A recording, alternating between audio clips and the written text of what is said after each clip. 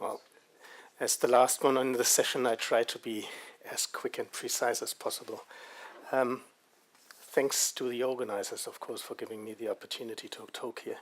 And this is what I'm going to talk about. It's something which is at the ESRF called CM01 for Cryo Microscope 01. Means that there's space maybe for a couple of more.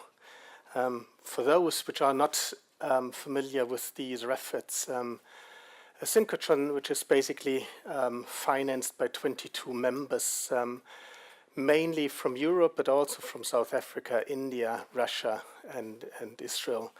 And it's open to the users coming mainly from these member states. I especially like this one because I was always impressed before moving there. It's located right next to the French Alps, and this is the Central Massif and the Chartreuse building, and this is the synchrotron down there in between two rivers, which is not really an ideal location neither for microscopes nor for a synchrotron, but it works pretty well. This is what I wanted to say. That's a closer look, and it's basically to show that on this campus which we have, which is called the EPN, European Photon and Neutron Campus, E can be maybe replaced by electrons soonish. We do have the European synchrotron. This is this round thingy. We have a nuclear reactor, the Institut Laue-Langevin. In the EMBL outstation here, a French Institute for Biological Structures, and something here which is called the PSB, which is a partnership for structural biology where institutes come together to share platforms. And why this is important, I'll come to this one in a second. And the microscope, what I'm talking about is CM01 is located exactly at this position.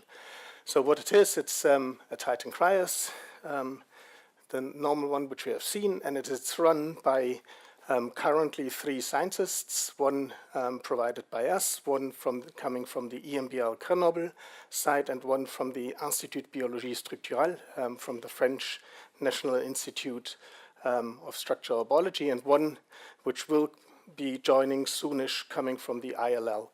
So it's a team of 4 which are running this one microscope, but this will not stay like that, and I'll come to this one in a second as well. It is operational since November last year. It was delivered in August.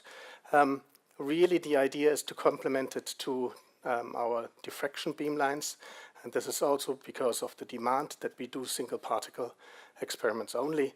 We do have an in-house research program as well. I come to this one. The aim of, or the task for our scientists, it's mainly user support, but also an in-house research program, which is currently mainly focusing on squeezing resolution limit or getting to the limits of resolution with the Titan Cryos, characterizing the Volta faceplate which we have in place, and trying to implement, push forward software developments, whether this is serial EM, but also improve high throughput data collection and on-the-fly data processing or pre-processing. These are a couple of examples for the in-house research program which we have, trying to get higher resolution, in this case on the test protein, which is TMV. This is mainly the job of these 3 scientists plus Guy Schön, who's the leader of the Cryo-EM platform of the IBS. And then the faceplate, where we're trying to see how we can make most use of this. With several things. This is the control room. Sorry for the low resolution, I wasn't aware of this one. You see in the back is the microscope. This is the control room right next to it. These are basically the way of how it is operated. So as I said, it's single particle experiments only. Currently, we do not have any kind of bag system. We do this one on something which we called a rolling access proposal. You can ask for beam time because we run it just like a normal synchrotron beamline anytime, and usually within a couple of weeks, very few weeks, you get the answer on whether you get accepted. Everything goes through something which is called a beam time allocation panel, which judges purely on scientific merit before it has internally been judged on technical feasibility. We do currently accept only pre-characterized samples, and what we ask for, I'll show this one, but I guess this is more or less the same what it is asked for from mainly all the users. We do have 2 experiments per week, 3 days each. We do have 1 day, which is usually in a synchrotron site, which is called the machine dedicated time, where you have shutdowns of electricity and water, and then you find out that a microscope also needs this kind of things. We do reimburse our users, and as I said, supported currently by 3 scientists. For the year that is running now, we had roughly 60 experiments done. You see the overall the countries which participated in this program, and as I said, 3 days per experiment. That's the usual flow chart on how we accept a program. So you have an external proposal.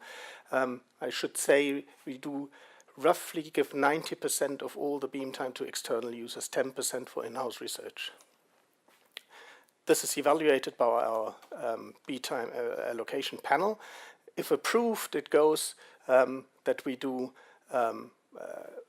well, we accept only pre-evaluated projects, and then grids are available. They should send the grids, and here we go. This is what we ask usually from users. We want to see a raw image. We want to see the tongue rings and 2D classifications to justify the time on the Titan cryos. While the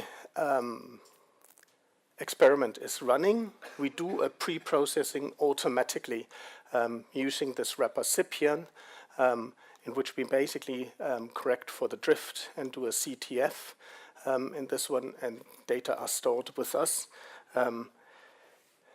Everything is visualized such that the users see this one either if this is a send-in experiment, that they are not physically on site, but mainly they are on site.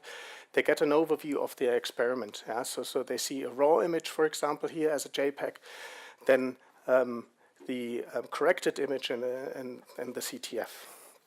On this one, can zoom in, can see how the drift is going per image, then the corrected image, and they do have something which is called statistics, in which the Cyprian wrapper is basically used. Or what we do is we try to give them an overview of everything on the fly, what has been done.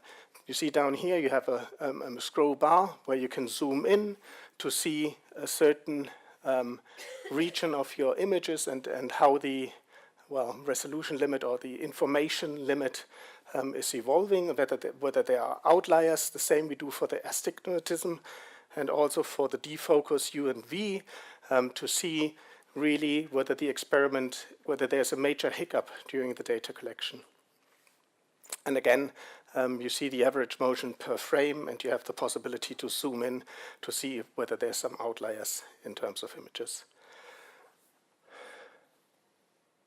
Since this is about practical use of this one, I thought to come up with a couple of points which are really the important ones, and most of them have already been pronounced or been talked about.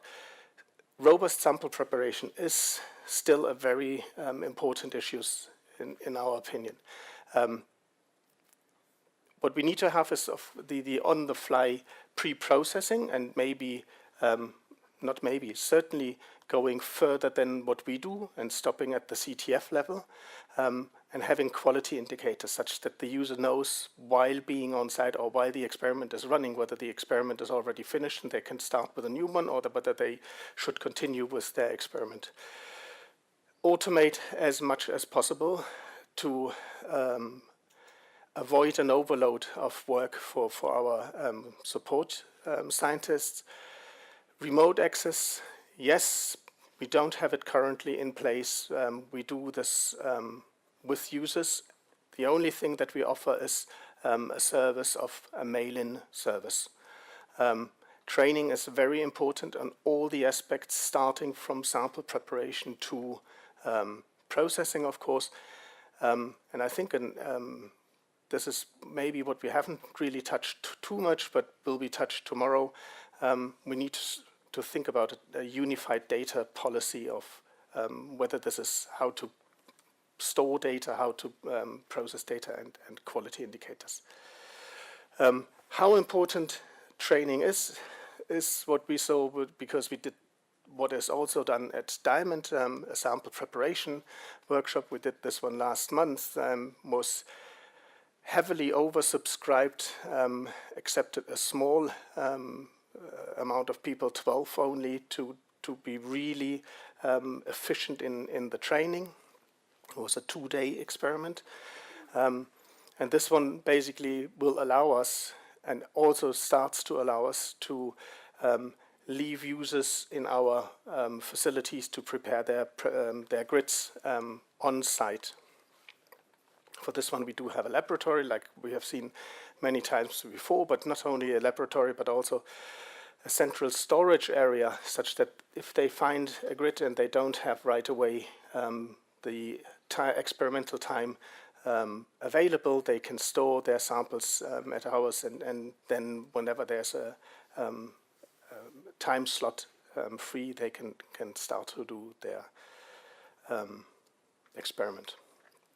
Future developments is certainly to increase, or we're trying to increase, a mail-in service, such that we get samples on site like everybody else, and ideally with the possibility that the user interactively, at least through I/B, gets the possibility to look at first results and then decides on how to continue remote experiments. We need to increase the speed, certainly by changing what we have heard already, the software that will help. Extending the data processing pipelines is a must, and we're working hard on this one. Of course, we can't have enough IT infrastructure as everybody.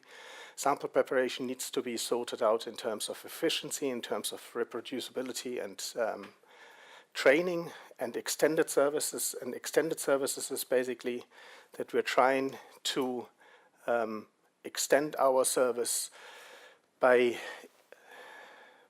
not having the Titan cryos as what we have currently as a standalone microscope, but putting it into something which we call a platform, together with the microscopes which are currently existing at the French Institute for Structural Biology, and they are to offer our users to really come with their protein or with their complex.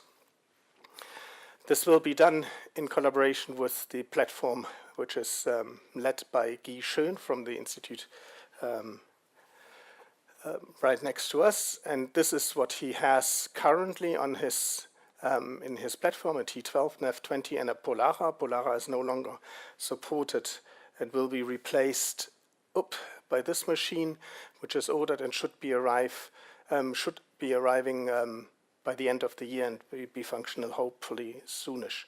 And with this one, we would like to offer this kind of this kind of workflow where you have you come in with your protein solution, and then as a service do negative staining, screening to an extent, and then if the results are positive, go for the Titan cryos. So something at the very end, the ESRF will be shutting down from the 10th of December onwards for 18 months, or 20 months actually. until the August 2020, in which our machine will be ripped off and completely rebuilt. But this is the bad news, or the good news, because we come up with a new machine. But the Cryo-EM will be running over this time. So there will be no shutdown for this one. And I think with this one, you have a nice view over the coronal area. We're sitting down here, as I said, and I'm open for any kind of questions. Thank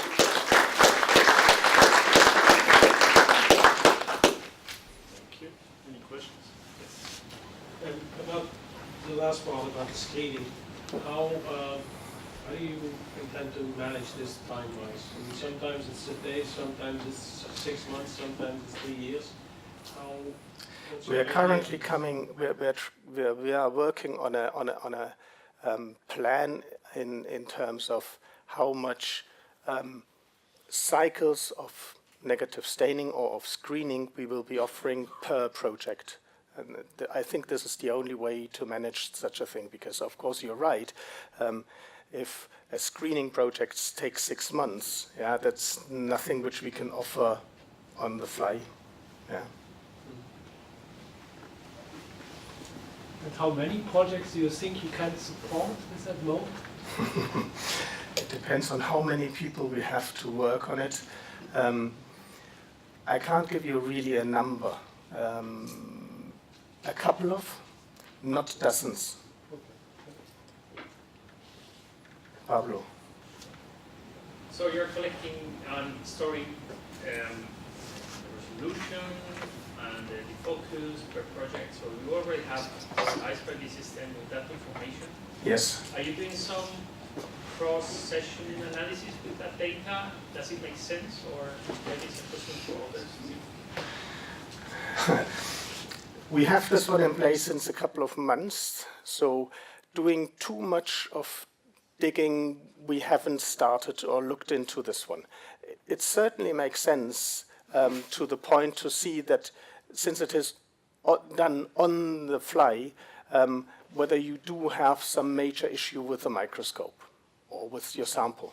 And simply for that one, I guess it's worth having it. Just a practical question. You've not talked about new cryosys, so there's no plan yet for that? There's always the plan, but not the money. Okay. Any more questions? No. So thanks again for the two speakers of the session. Thanks everyone for participating.